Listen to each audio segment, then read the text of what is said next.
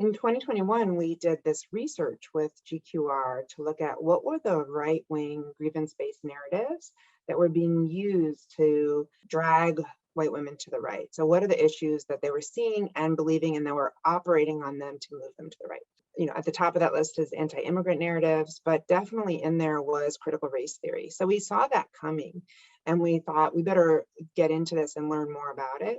So we were doing a deep listening canvas in Wisconsin, and we called through to white women in Wisconsin and asked them, how do they feel about critical race theory? What do they think about it? And what we found in those phone calls was that women would say that they're for racial justice, right? Like they think they're for equality, but they had reservations. One of them was they were taught that the way to promote racial equality was through color blindness. And they genuinely believe that talking about race would make things worse.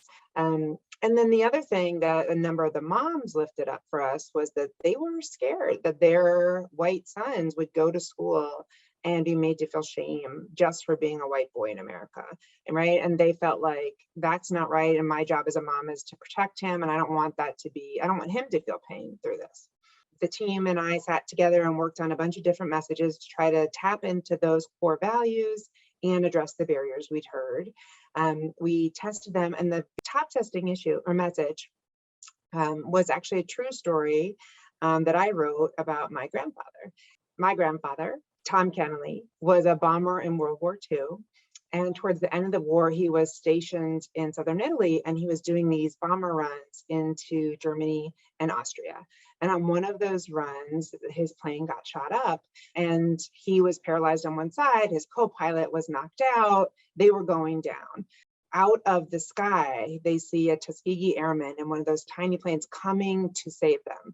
And he helped them navigate their way back through the Alps, and they landed at the base safely, and they all survived. That was a huge moment for my grandfather. And he said that he got a Purple Heart. He was celebrated for his work, but the Tuskegee Airmen, who were part of that all Black segregated unit, did not get the respect they deserved. They did not get treated right. And so we grew up hearing that story, and it was instilled in us that what it means to be patriotic, what it is about treating everyone with the respect they deserve.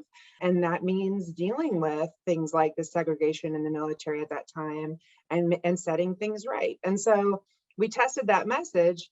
And in the lab, when we tested it, it moved moderate white women 33 percentage points.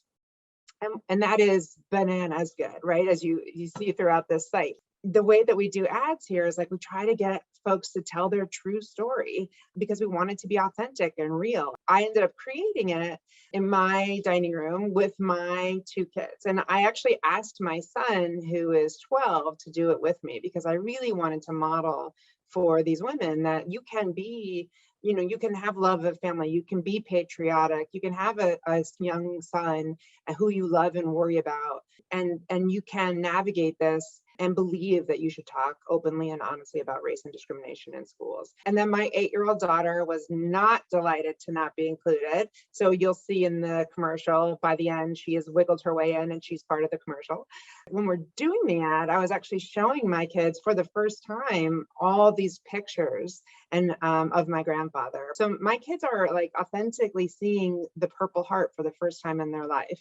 And my son is trying on my grandfather's hat, which I was super touched by. My son met my grandfather once when he was a baby, and my daughter never had the opportunity to meet him. So this was not only really powerful for the women who see the ad, but also really powerful for our family because it connected, it's in group care. It connected my kids to my grandfather and to a vision of the world in which all people are recognized and celebrated and treated with respect. We're trying to show using positive emotion and love and family.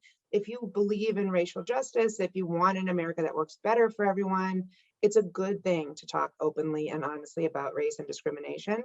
And that my grandfather, who was a war hero in World War II, would definitely want you to do that. So that's the story of this commercial. I hope you enjoy it.